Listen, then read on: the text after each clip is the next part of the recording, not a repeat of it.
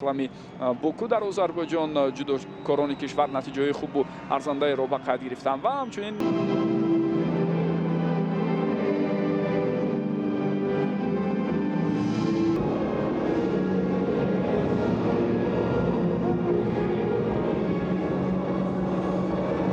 умед кузиев рақами 4, шавкат алимов ва рақами 11 восит иқболзода. Дар курси бозигарони эҳтиётӣ рақами 23 муродулло алихов, рақами 12 абдуқаюм умаров, рақами 18 баҳодур хоҷаев, рақами 9 файзали сардоров, рақами 13 бахтиёр солиев ва рақами мураббие ки давоми солиёни зиёд ба ҳайси ёвари сармураббии қаблии дастаи Русия кор мекард Константин Маевский акнун шурӯъ аз дар бораи гӯем мутамарказ кардани тамоми таваҷҷӯҳи худ биандешанд. бубинед чӣ гуна бисёр ҳам зебо дар ин лаҳза ҳаракатҳои футзалбозони дастаи мунтахаби Русия ва ба ин тартиб ҳисоб кушода мешавад.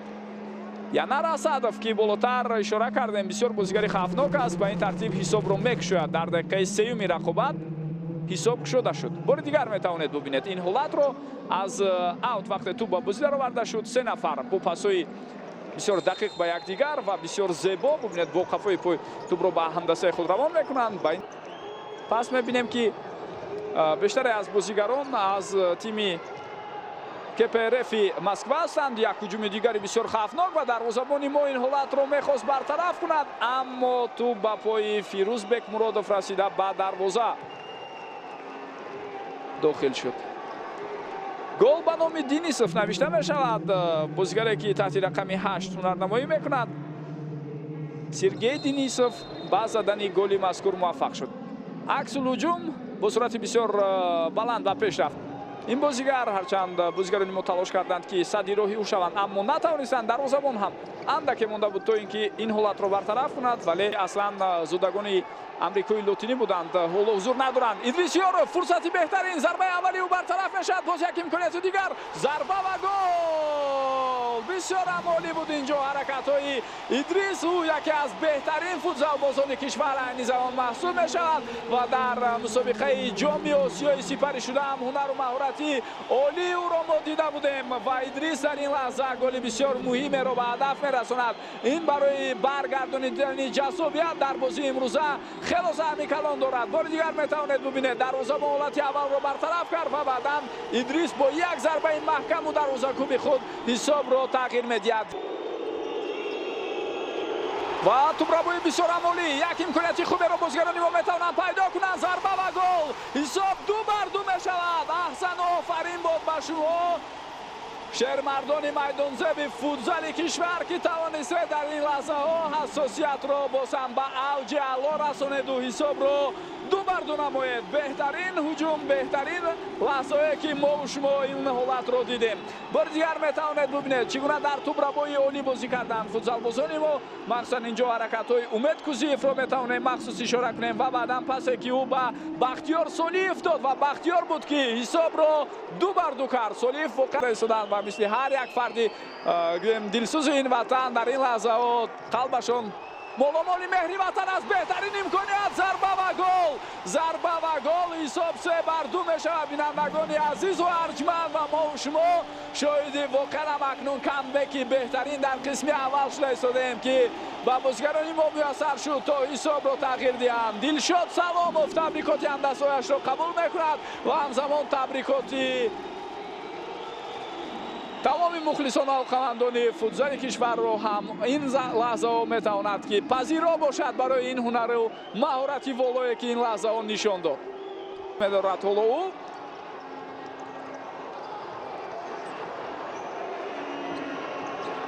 бо ту ҳоло футзалбозони дастаи Русия ҳастанд. як имконияти дигар ва ҳисоб баробар мешавад. 3-3.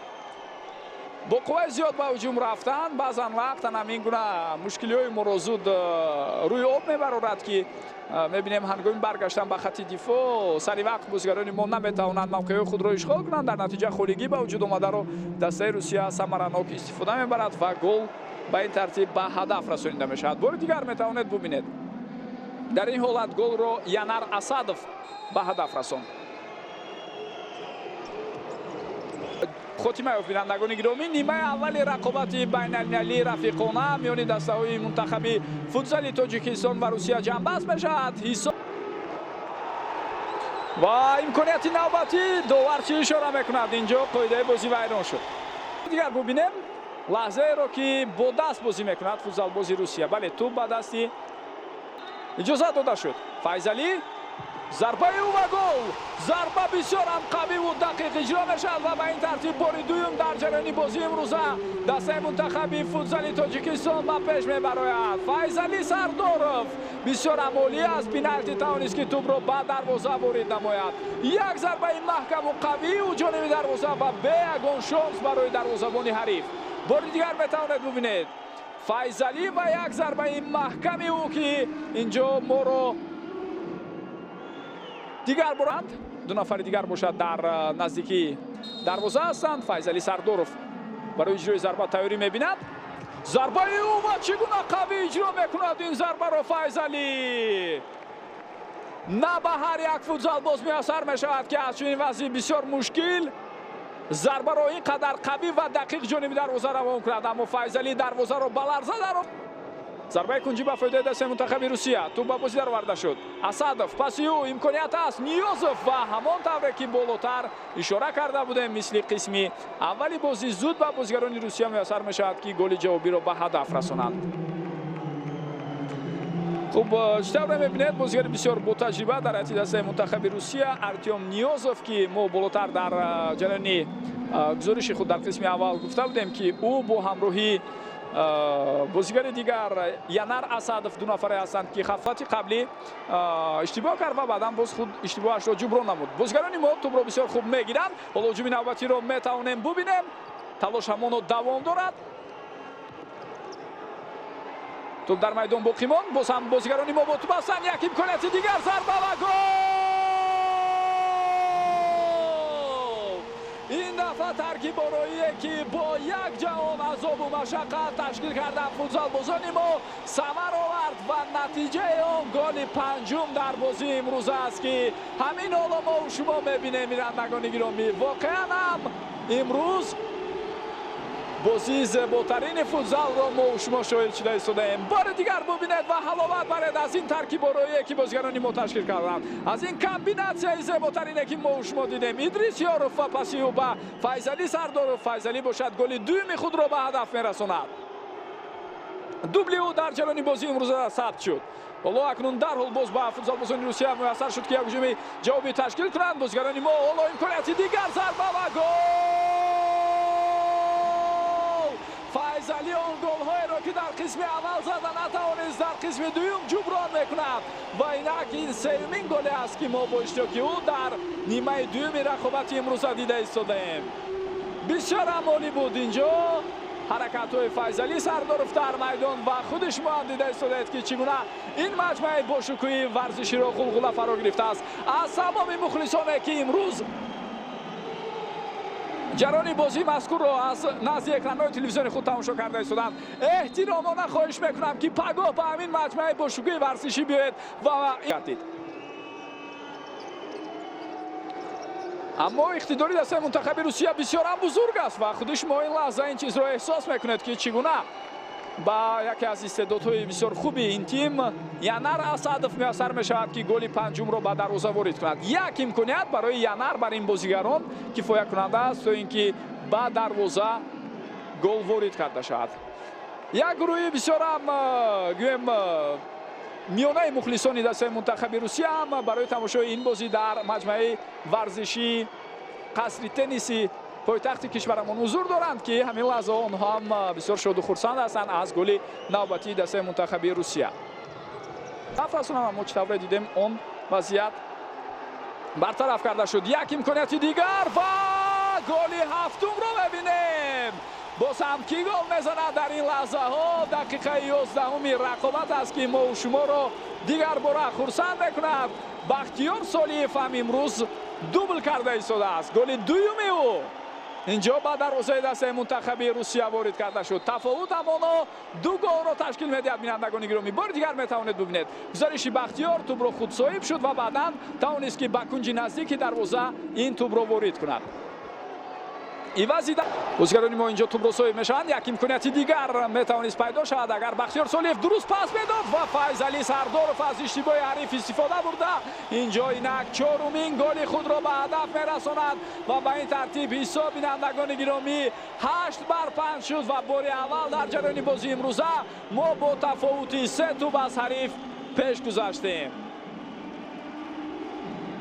зеботарин албатта лаҳзаҳо ҳамин ҳоло дар майдон дида мешавад ки ин қадар шодию хурсандӣ мову шуморо ҳамраҳӣ карда истодааст. бори дигар мебинем ки хато чӣ гуна сурат гирифт. яке аз бозигарони ботаҷрибаи дастаи мунтахаби Русия ки таҳти рақами 10 бозӣ мекунад Михаил Москалёв ба хато роҳ додааст ва аз иштибоҳи ӯ бубинед чӣ гуна Файзали Сардоров самаранок истифода бурд. албатта Москалёв мехост ба Карпов пас диҳад, аммо Карпов каме дуртар буд.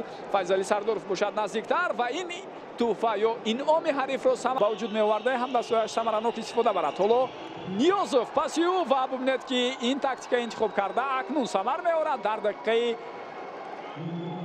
38 рақобат ҳисоб 8-6 мешавад. аз авт зуд бозигарони дастаи мунтахаби Русия боз тӯбро ба бозӣ медаронанд. барои онҳо ҳам то рафт вақт камтар боқӣ мемонад, вале дар ин ҳолат акнун чӣ тавре мову шумо мебинем голи ҳафтум зада мешавад. ҳисоб 8-7 ва дар охири бозӣ андаке бозигарони мо камтаваҷҷӯҳӣ карда истоданд. ҳоло бубинед 45 сония дигар боқӣ мондааст ва тафовут акнун танҳо як голро ташкил медиҳад. дар ҳоле ки пештар аз ин мо бо тафовути 3 туб пешсаф будем дар баробари дастаи мунтахаби Русия. азоро мо боз дар қисми дуюми бозӣ дидем бо иштироки ҳар ду даста ки футзалбозони мо ба пеш баромаданд. ҳоло як имконияти хуб метавонад пайдо шавад. Идрисёров бо туб зарба ва гол!